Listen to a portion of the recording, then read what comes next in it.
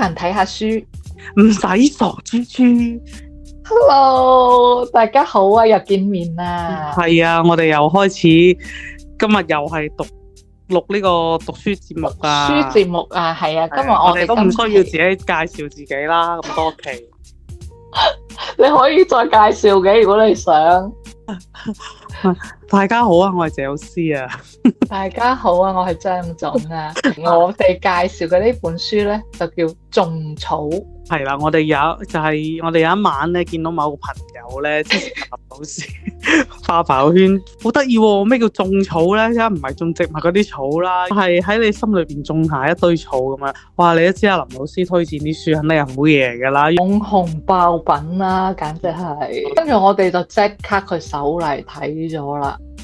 係啦，咁即係主要係對一啲自媒體嘅品牌嚟講咧，呢種草樣嘢真係非常之有用。所以我先問下你啦，謝老師，咁你覺得種草嘅定義係咩？即係你如果自己用自己嘅話概括啊，咪攞啲泥同啲草，哇，好有道理喎，係嘛？即係令到你對其實就係自願對呢一個產品產生興趣，跟住就買，係自願嘅咁樣樣咯。跟住就消費，係啦，即係好似我哋刷一啲社交媒體咁樣樣咧，咁啊見到哇有隻好正嘅護膚品喎，一查咗咧，即刻唔乾燥喎，咁呢個咪我要咯，即刻就買咗，咁你就係種咗草啦。咁呢度書裏邊嘅一個明確嘅定義咧，就係佢會通過喺一啲平台上面嘅分享，用戶通過真實體驗嘅分享等等啦。咁去進行一啲產品嘅推廣，從而等產品咧喺社交圈度形成口碑，跟住轉化為銷售。冇錯啦，佢上面講種草嘅一個定義啦。即係好似我同你講話喂，我最近發現有一隻嗰隻牙膏好好喎，一刷咧，哇！嗰啲琴日食剩嗰啲菜都出翻嚟咁樣。跟住我咧就可能會好奇，就真係會去搜下，係咪真係咁神奇咧？咁可能跟住我又搜完之後，咁又發現大家原來其他人都用過，都係咁樣嘅反應喎。係啦，咁所以我最尾可能就會真係即係根據你嘅推薦，跟住從而去真係購買咗呢支牙膏嘅。即係其實有時候咧係一個人佢無端端，即係譬如佢好想佢嘅牙齒變白啦，突然間。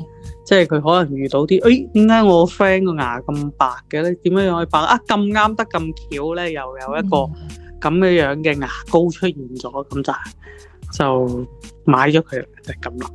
冇錯，所以有時睇恰好剛剛好的事情，其實佢背後都係有啲知識點嘅。冇錯，譬如呢個種草，其實佢背後都有好多相關嘅心理學嘅知識點。係咯，咁。點解種草會令到我哋即係心甘情願咁埋單咧？即係好似我就背後裏邊有啲咩心理學咧？你講下張總。梗係要問我啦，知唔知點解要問我先？你快啲俾個機會我入位。就係咧，本人咧就喺美國就讀於呢個心理學專業啦，今年係第一年嘅，咁咧就即係略知一二咁樣啦。咁呢度背後咧，我覺得佢係會有一個從眾心理嘅，因為即係人都話咁樣，咁我都要係咁樣啦。譬如人都，譬如我要洗面奶，咁人都買嗰隻喎，咁我可能就會買嗰隻啦。咁咪即係網紅嗰啲咁樣樣？都可以啦，即係你可以咁樣理解咯，即係而家好多產品咪揾啲網紅去推嘅，主要係網紅嘅覆蓋面大啊嘛，佢哋粉絲量高啊嘛。你覺得係即係有一個從眾嘅心態。冇錯。第二個咧，你講啦。咁如果即係咁樣，如果我唔係一堆人買，即係嗰一堆人都會有其中之一個係真係想買噶嘛。如果你從眾嘅話，我我揾水軍，我揾一堆人，咁大家都喺度買，見到佢多人買就買啦。咁但係唔係喎，因為佢呢本書裏邊，我覺得佢呢本書裏邊講到一個種草咧，其實係一個人嘅行為。我覺得呢樣嘢好。然後我就同我個 friend 講，然後呢個 friend 又同傳呢個 friend，嗰個 friend 又傳嗰個 friend，傳咁樣傳落去。即係我嘅問題咧，就係點解啊會即係除咗從眾嘅心態啦，會突然間係好心甘情願咁想買嘅咧？突然間心甘情願咁買，就係你啱啱講嘅一傳十，十傳百咯。我覺得呢度又有一個知識點，就係叫做情緒嘅共鳴啦。即係喺你同朋友交流之間，跟住佢可能會講，即係佢講起呢樣產品點好嗰陣時，佢可能會以一個故事咁去講，會分享埋佢點好啊！哇，呢個品牌背後又有好大個團隊啊！咁啊，真係講到似層層咁樣喎。咁似層層咁，你作為另外一個朋友，好似你咁樣，咁你聽完之後，可能就會有一種情緒嘅共鳴喺度，跟住從而你就會去信賴佢。跟住都係 friend 傳 friend。冇錯，我覺得呢個亦都係另外一個點，一個 point 啦。如果我自己嘅理解咧，其實我睇咗呢本書之後，佢有一個詞咧，叫做激發態啊。嗰本書裏邊寫嘅，本來就係一種物理嘅詞嚟嘅。咁但係咧，呢一度講咧，佢呢種激發態咧，就係當一個消費者睇到一個商品嘅時候，佢喚起咗一個想像中嘅美好嘅體驗。從咁樣就開始買啦，即係好似有啲健身嘅衫咁樣啦嚇。咁某檸檬啦，咁啊，佢即係唔係話唔單止係運動嘅時候着咧，甚至咧佢着咗之後睇起嚟咧，佢係一個熱愛生活、健康又自律嘅人，即係佢着咗件衫有咁嘅效果。係，即係佢形成咗一個 picture，即係一個好健美嘅一種生活態度。係啦，去俾人。咁我有呢個感覺嘅話，我着咗，有呢個感覺，好正喎！嗱，我又想去運動啦，然後我又着呢個去運動，咁又顯得我更加之自律，咁樣肯定會買。冇錯，咁就好似人哋啲開車咁樣，即係嗰部車，譬如一啲比較名牌嘅車啦，咁即係佢嗰啲廣告或者係佢成日都俾人哋嘅感覺就係我係一個好成功嘅商務人士，彷彿我有咗呢部車，擁有咗呢部車之後，我就係一個成功嘅人士，就會營造呢一種氛圍俾消費者，係啦，好促進佢購買。冇錯啦。咁我記得嗰度有18個案例當中咧，我哋嗰日講起嗰個便利店嗰個，你記唔記得？便利店嗰個微醺嗰個啊嘛，我哋有討論到。係啊，微醺嗰個啊嘛。係啊，佢大概就係近期好 hit 嘅咧，就喺便利店入面會可以揀選唔同嘅飲品，跟住將佢 mix，跟住進行 DIY 嘅形式，咁去搞啲調酒咁嘅嘢啦，類似。係啊，即係佢好得意嘅，佢叫做即係下班後的微醺微醺咁樣。咁我有個 friend 咧，佢成日都會推一啲小紅書嘅嗰啲文俾我嘅。咁咧各種各樣嘅調酒，即係佢又即係用好多嘅其他嘅便利店裏邊都揾到嘅材料咁樣。其實喺21年嘅時候已經發現有個即係呢個搜索量好多嘅呢個關鍵詞就係便利店調酒咯。係啊，佢除咗調酒，即係除咗有個 DIY 好玩之外，咁佢調出嚟嘅嘢又可能真係幾好飲喎。咁又加上佢呢個又可以表達到一個即係下班後即係好放鬆嘅一種狀態。係啦，係啊，咁所以冇錯，咁就令人即係真係好想去試下，或者就哇，我就可能花少少錢啊，咁跟住我又可以即係。以前咧，我哋咪有個廣告係出奇蛋啊，即係新奇有趣又好玩，即係佢就可以同時滿足幾個需求嘅。3個願望啊，3個願望係死啦，暴露咗年齡添，真係。即係佢又可以嗱 DIY，佢又可以即係達到某種狀態，跟住佢又真係可以飲㗎喎。係啊，真係可以飲。係啊，可以解口渴。係咯，即係佢仲會有時咧寫住咩咧？唔係話啲咩酒，而係咩小甜酒、小甜水啊！佢係小甜水咁樣樣，跟住咧就會令到你有啲即係下班之後有啲放鬆。你知上班有幾攰噶啦，哇！然後你落咗班，譬如你食完飯7、8點嘅時候，就喺樓下便利店。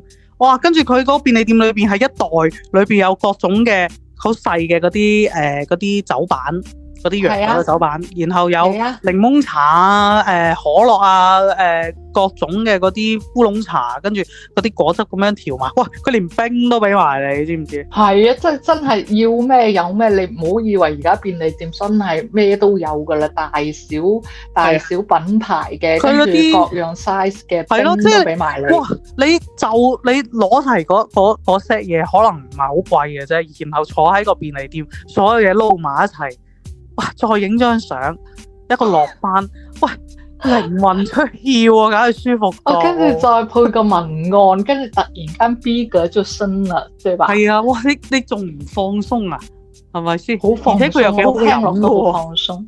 係啊，而且唔係好貴，最主要即係幾蚊咁樣湊埋。係啊，我見到佢一袋加埋起身係20零30蚊左右。平嘅話20蚊樓下都可以啦。係啊，而且佢嘅搭配係真係有人飲過啊，試過係咁嘅。然後咧就喺嗰個小紅書嗰度咧，佢就會有一啲咁嘅教程話，呢個溝呢個溝呢個溝呢個咁嘅樣好好飲。咁啊更加之成功。咁我哋好似呢一啲案例咁樣啦，都係即係俾咗啲企業一啲好大嘅警示，即係究竟點樣就可以做到啲爆品啊，或者真係可以吸引到大量嘅消費者。我覺得即係從呢啲案例入邊都可以即係體會到好多咯。係啊，本書真係都幾得意，即係我先前我都冇咁樣嘅感覺，但係睇完之後，我覺得佢哋一啲品牌嘅打造咧，真係好俾心機。佢就係想去解決你一啲真實嘅需求啊，咁樣樣，同埋一啲用戶你頭先講嘅嗰個情感共鳴啊，即係好似呢個落班嘅微醺啊。點解我每次講呢個都要用普通話？我唔知道你，即係反正就好適合做自媒體人，即係尤其是而家好多博主咁，我覺得睇完之後會即係真係獲益良多。跟住你啱啱提到嗰啲真實需求，呢度相對應亦都有個詞叫做虛假的需求。虛假嘅需求？喂，何謂虛假嘅需求咧？虛假嘅需求，依書直說入面咧，就係話咁首先我哋講真實嘅需求，就係你本身就係有呢種需求，譬如我真係要支洗面奶，我真係要支牙膏，咁呢一啲就係真係實際上我哋需要，咁係要買嘅。但係咧，如果品牌通過一啲打擊消費者嘅痛點啊，或者營造一啲焦慮啊，放大誇張一啲產品嘅作用啊，從而令到用戶覺得我係必須買，即係必須打個雙引號嚇。咁呢啲我哋就書裏邊就講就真係係屬於一種虛假嘅需求啦。即係理解，即係譬如，如果某個護膚品牌佢話，喂，你啲皮膚唔夠白，咁你真係好唔自信喎。咁係啊，咁啊，你用我呢個就好 OK 啦，咁樣樣。係啊，即係相當於有啲 PUA 或者係有啲叫做即係打擊咗你嘅，即係製造咗焦慮，係製造咗一啲焦慮咯。本來你講你自己嘅產品好就得啦，係咪啊？咁跟住佢唔係啊，佢講佢自己產品好，佢仲要加多句，如果你唔用嘅話，哇，咁你真係你啲皮膚好差，你從而可能入唔到社會啊，面試唔到啊，一份工作啊，或者點就會係啊，即就係想表達呢個意思啦。所以我覺得如果我哋嘅聽眾咧，佢想判斷呢個究竟係我真係想要嘅需求啊，定係虛假嘅需求咧？我哋其實可以問自己呢3個問題嘅。即係第一，呢個產品係咪真係解決咗個問題咧？第二呢個產品咧，佢符唔符合我嘅生活方式咧？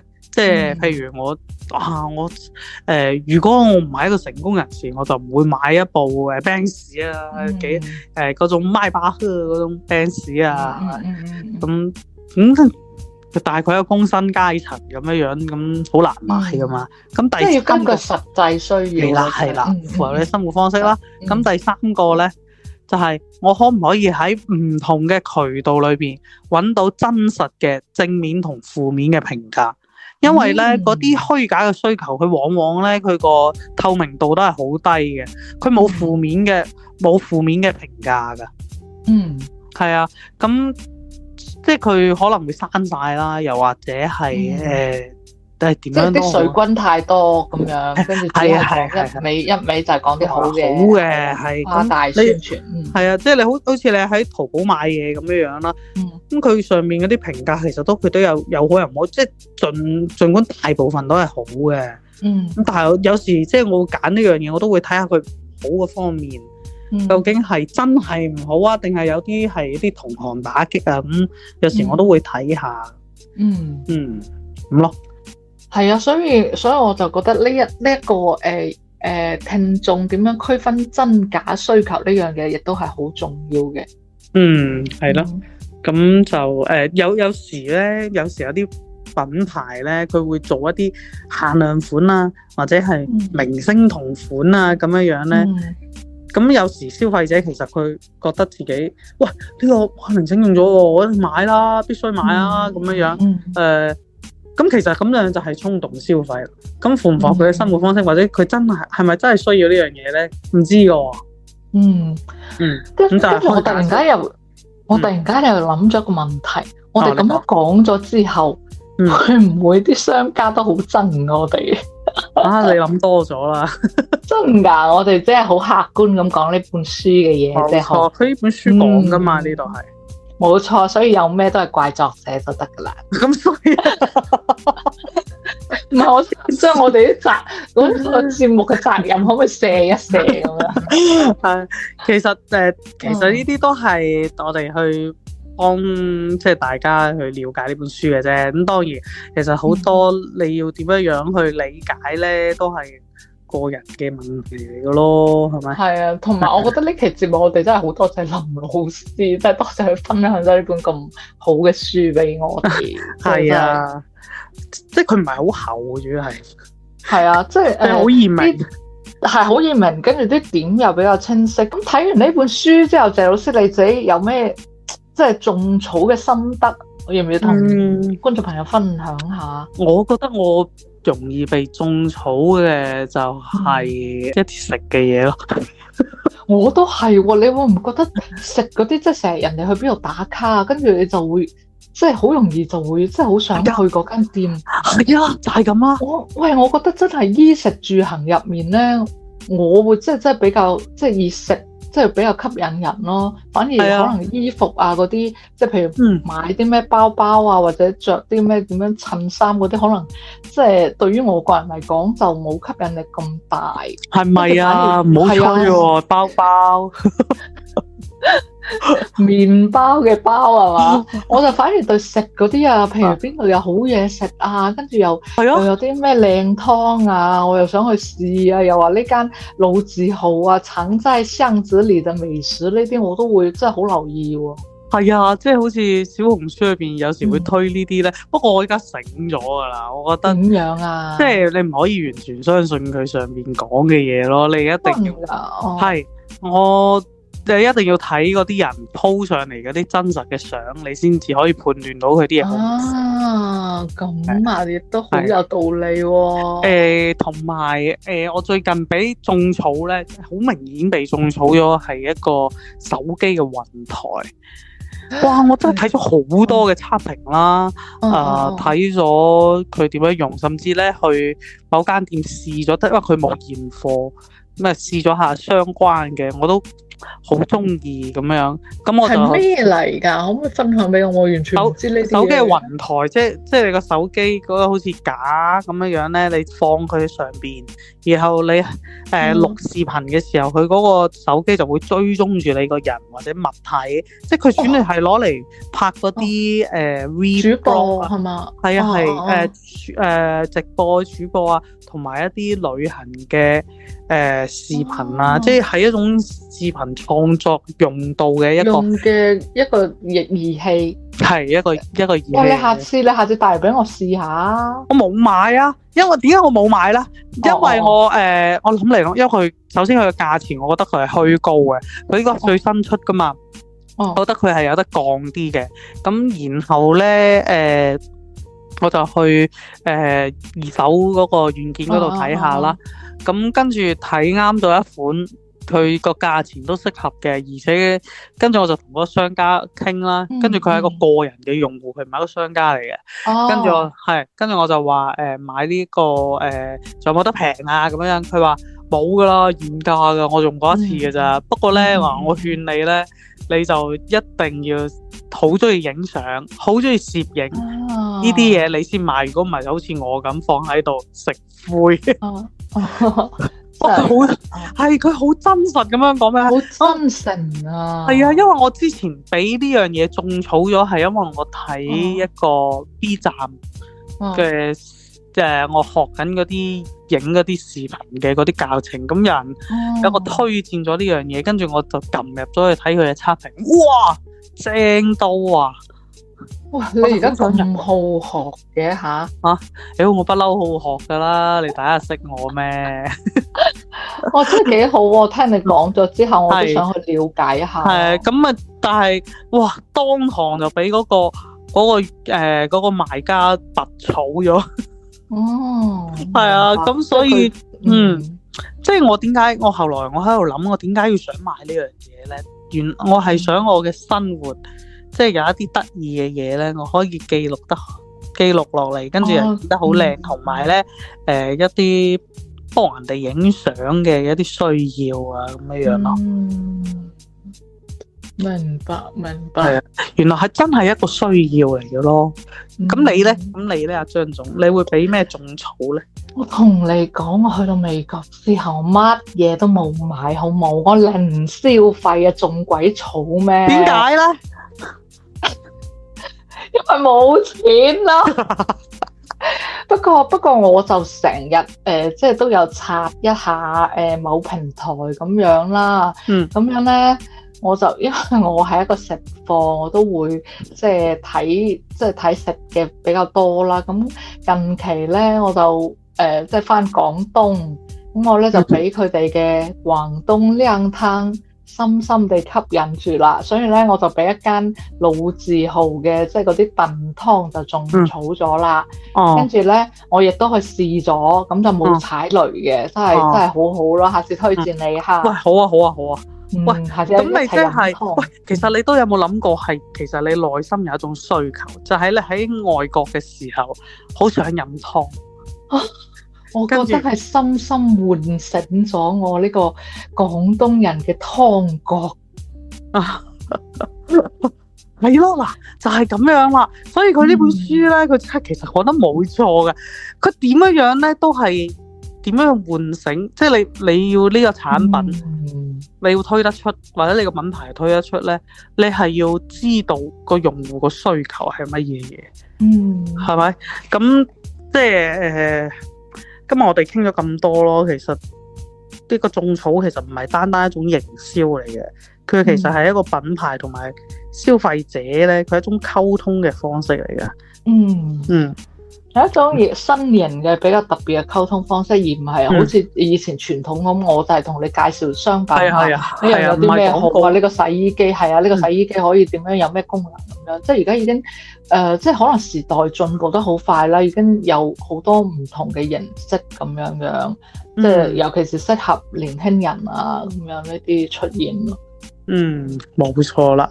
我覺得未來咧，即係隨住呢個人工智能啊，同埋好多嘅科技嘅普及咧，啲消費者咧越嚟越聰明啊，越嚟越精啊，係啊，所以品牌方咧，即係都係要做好自己嘅產品咯，你先可以個口碑好，咁啊你內容人哋就種草咗啦嘛，你個口碑好嘅話，咁先會有一個信任喺度，人哋先至會繼續買你啲嘢咁。